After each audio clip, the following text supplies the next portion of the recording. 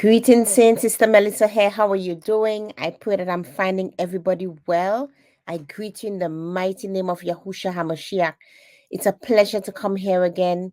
And today I just thought it was important because I saw this news and I thought it was important to do a very, very quick video on this because it's good news and it's bad news. So if you haven't yet subscribed, I want to invite you to hit that subscribe button where this channel is all about focusing on the kingdom of Yah. Hallelujah. Hallelujah. So let me get right to it. I saw this article here, and I'm sure most of you probably have heard the news by now, but it is the Louisiana governor. He has passed a law requiring all public schools to display the Ten Commandments in every public school classroom. And this is fantastic news, but I'm telling you, Saint, this is also bad news. And why I say bad news, I'm going to tell you why in a moment. In my heart, I'm very, very happy about this, but I can see where this is going to lead. So let's look at this article really, really quickly. So I'm reading this from Market Watch. It states that Louisiana has become the first state to require that the Ten Commandments be displayed in every public school classroom, the latest move from a GOP-dominated legislature pushing a conservative agenda under a new governor. The legislation that Republican Governor Jeff Landry signed into law on Wednesday requires a poster-sized display of the Ten Commandments in large, easily readable font in all public classrooms from kindergarten to state-funded universities. And that is just so fantastic. It is fantastic because we really want our children, no matter their age, to see this in their eyes, to create that imprint on their mind. So this is really, really fantastic. The article goes on to say, if you want to respect the rule of law, you've got to start from the original lawgiver, which was Moses, who got the commandments from Elohiym, Landry said. Landry reportedly suggested that he expects to be sued over the law and in fact said that he can't wait for that eventuality to come to pass. Opponents questioned the law's constitutionality and vowed to challenge it in court. Proponents said that the measure is not solely religious, but that it has a historical significance. In the language of the law, the Ten Commandments are foundational documents of our state and national government. Haven't you found yourself wondering now, when America has on its dollar bill, in God we trust, which God are they pertaining to? Because we're seeing all the efforts for them to all the laws that are being passed it's totally in direct opposition to what the Elohim of the heavens, of the Shamaim, he who has given us the scriptures, what he stands for, what's written in his word, it's all in total opposition to his word. So this is welcoming good, this is good news. We welcome in here this good news that this governor, and we have to pray for him and pray for his life, that he be kept safe, that this governor, that he and his family be kept safe, that this governor has seen it fit for the Ten Commandments to be displayed in every single classroom from kindergarten right up to universities, right? So let me just continue really, really quickly. So the posters, which will be paired with a 4-paragraph context statement describing how the Ten Commandments were a prominent part of American public education for almost 3 centuries, must be in place in classrooms by the start of 2025. He goes on to say that the report goes on to say that under the law, state funds will not be used to implement the mandate. Now, I just want to go down to this paragraph here where it says, not long after the governor signed the bill into law at Our Lady of Fatima Catholic School in Lafayette on Wednesday, civil rights groups and organizations that want to keep religion out of government promised to file a lawsuit challenging it. And what I find interesting is that these groups, right, the American Civil Liberties Union and the Americans United for Separation of Church and State and the Freedom from Religion Foundation, said in a joint statement Wednesday afternoon, listen to what they're saying here. Even among those who may believe in some version of the Ten Commandments, the particular text that they adhere to can differ by religious denomination or tradition. The government should not be taking sides in this theological debate, the group said. Now, mark this word, the different versions of the Ten Commandments. There's only one version. And if we find ourselves having different versions, it's because they've taken out of the word. There's only one version. And I don't know for those of you who have read the Ten Commandments written by the Catholics, and that is different to what's in scripture, right? Some of it has definitely been changed. It's a different version. And as long as it's a different version, it is not the Ten Commandments, the Ten Devarim that was given on Mount Sinai. These unions and these associations indeed sued the governor. So they have launched a lawsuit. You could read about that on Twitter. But here's another thing that I found interesting that I think I'd like to share quickly as well. And this one is in 1980, the US Supreme Court ruled in Stone versus Graham that a Kentucky state statute requiring the posting of 10 commandments in public school classrooms was unconstitutional as it violated the Establishment Clause of the First Amendment by promoting religion. So we have here, that was 44 years ago, that the US Supreme Court ruled in that state that requiring the posting of the 10 Commandments in the public school classroom was unconstitutional. And right now, there's a constant battle over religion in the schools of America, where you find that there are different states in America that want to have the 10 Commandments displayed in the public school classroom. We have, for instance, in 2003, Alabama Chief Justice Roy Moore, he was removed from the bench twice for defying court orders to remove a 10 Commandment monument from the Supreme Court building. Voters in Alabama later approved a constitutional amendment allowing the display of the 10 Commandments in schools and public buildings as long as it complied with constitutional requirements. So we see here the Louisiana governor has taken a bold step. And definitely, we're going to have some states that will follow suit, taking that bold step to have the 10 Commandments displayed in all public schools. But the reason why I'm saying that this is good and bad news, do you know what usually happens when such push starts? What happens is that you're going to also find that the Satanism religion, they are now going to start pushing for their Satan after school clubs. As you may be already aware, there are a couple schools in America that have been hosting these Satan after school clubs. Look at this article here from NBC News. As conservatives put religion in schools, Satanists want in too.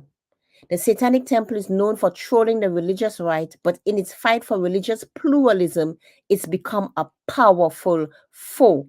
So we're seeing here, it's a good news, but it's also bad news in the sense that this is going to bring about that satanic education in religious schools because they are going to fight.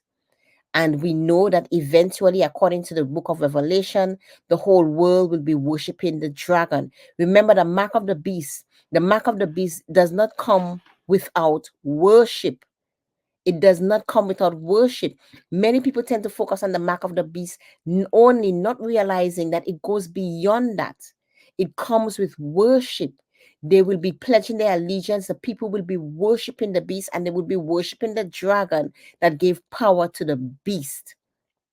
So this is the move now for this for the evil indoctrination and the evil education to eventually be instituted in our schools. For those of you who saw my dream, you can check out the video, the witchcraft teaching coming in the schools. I won't go into that dream now.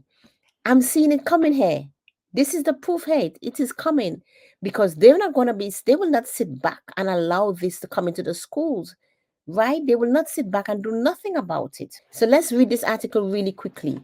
When conservative lawmakers in Florida and Texas won the fight, this is May 16, 2024. This is recent. This is not from 2 or 4 years ago. May 16, 2024, when conservative lawmakers in Florida and Texas won the fight to allow religious chaplains in public schools, they swung open the door to the ministers from other faiths, including the Satanic Temple. The demonic sounding group, which describes itself as a non-theistic, is using this debate and others like it to make a point about the growing encroachment of religion on public life.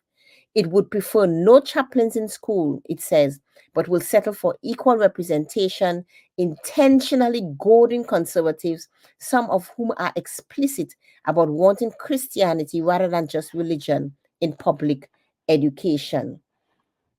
It goes on to say if they pass these bills, they're going to have to contend with ministers of Satan acting as chaplains within their school districts, said Lucian Greaves, a co founder of the Satanic Temple, who uses a pseudonym to protect him against threats. We think the public should know in advance that that's what the outcome of these bills can be. So, do you see it, saints? This dream I had about the witchcraft that was coming into the schools, do you remember that dream? Go check it out on the channel.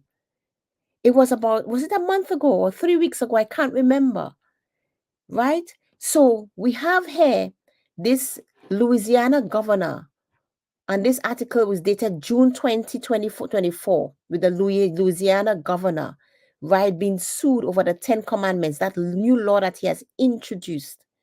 This is going to open the doors now for these evil people to want to bring that into the school system. And I want to urge you, parents, to be on guard. Those of you who still have your children being sent into the public school system, be on guard. Question your children when they come home. Ask them what they learned in school. Ask them what they did today. Encourage them to talk. Don't shut them up. Don't tell them you're talking too much. Encourage them to talk. Let everything come out. Let them tell you what's going on in school, because sometimes the teachers won't tell you. I can't remember which country, but there's a country that has a law where they're not obligated to tell parents, for instance, when children change their identities, they're not obligated to inform parents. I can't remember which state in America passed that law. They're not obligated to inform parents. So if you're not building that relationship with your child, you most likely will have no awareness of what's happening in the school, of the indoctrination that your children are being forced to hear, to listen, and hearken to, and that is shaping their beliefs, shaping their identities, shaping their behaviors, shaping their decisions, shaping who they are. Shaping who they are. And we know the direction that the world is heading into. We live in a time of an evil and wicked generation. And the stage is being set. The stage is being set for the one world government. The stage is being set for the one world religion. The stage is being set for the rise of the Antichrist. That stage is being set. So be on guard. Be on guard. And I want to close with this. I want to encourage you, parents. Let me see. Let me get this up. And I will close with this. I will close with Deuteronomy chapter 11. This is what we have to teach our children. Therefore, you shall love Yahuwah Eloheka and guard his watch and his statutes and his judgments and his commandments always. Guard his statutes, his judgments, and his commandments always. And know ye this day, for I speak not with your children which have not known, and which have not seen the chastisement of Yahuwah Elohim, Yahuwah our Elohim, his greatness, his mighty hand, and his stretched out arm, and his miracles, and his acts, which he did in the midst of Mitzrayim, unto Pharaoh, the king of Mitzrayim, which is Egypt, and unto all his land. And what he did unto the army of Mitzrayim, unto their horses and to their chariots, how he made the water of the Red Sea to overflow them as they pursued after you, and how Yahuwah has destroyed them unto this day. And what he did unto you in the wilderness until you came into this place, and what he did unto Dathan and Abiram, the sons of Eliab, the son of Reuben, that's Reuben, how the earth opened her mouth and swallowed them up and their household and their tents and all the substance that was in their possession in the midst of all the Yasharel. But your eyes have seen all the great acts of Yahuwah which he did. Therefore shall he guard all the commandments which I command you this day, that he may be strong and go in and possess the land whither you go to possess it. And that he may prolong your days in the land which Yahuwah swore unto your fathers to give unto them and to their seed, a land that flows with milk and honey. Now, don't think that because the children of Israel already went in to possess that land, that these words will return to Yahuwah void. His words are life. His words are truth. And he still wants and expects us, if we are his people, to guard his commandments. Guard it, that we may be strong and that we may do well and prosper in all our ways. For the land whither you're going to possess it is not as the land of Mitzrayim from whence you came out, where you sowed your seed and watered it with your foot as a garden of herbs. But the land whither you go to possess it is as a land of hills and valleys, and drinks water of the rain of heaven, a land which Yahuwah Eloheka cares for. The eyes of Yahuwah Eloheka are always upon it, from the beginning of the year even unto the end of the year. And that is why I'm saying Yahuwah is not done with the land of Yasharel. There will be a time when he will be displacing the Gentiles that are in the land, and he will be bringing his people back into the land. You can find these prophecies in Jeremiah, Isaiah, and Ezekiel, and Zechariah. That I will give you the rain of your land in due season. And it shall come to pass, if you shall hearken diligently unto my commandments, which I command you this day, to love Yahuwah Elohim and to serve him with all your heart and with all your soul. Remember, Yahusha also said, this is the first and greatest commandment, to love Yahuwah Elohim with all your heart, with all your soul, and with all your mind. Saying this is what we have to do, and this is what we have to teach our children. I'll go down to 16. Guard yourselves that your heart be not deceived, and you turn aside and serve other Elohim and worship them. The Satanist religion is talking about how the religious dogma that you're pushing down the children's throat, like Satanism in itself, is not a religion. It is also a religion, also pushing its indoctrination and its dogma. And then Yahuwah's wrath will be kindled against you, and he shut up the heavens that there be no rain, and that the land yield not of fruit, lest he perish quickly from off the good land which Yahuwah Eloheka gives you. Therefore shall he lay up these my words in your heart. This is what I wanted to focus on, but I had to read the verses before to get the context. Therefore shall he lay up these words in your heart and in your soul, and bind them for a sign upon your hand, that they may be as frontlets between your eyes. And he shall teach them your children, speaking of them when you sit in your house, and when you walk by the way, and when you lie down, and when you rise up. And he shall write them upon the doorposts of your house and upon your gates, that your days may be multiplied, and the days of your children in the land, which Yahuwah swore unto your fathers to give them, as the days of heaven upon the earth.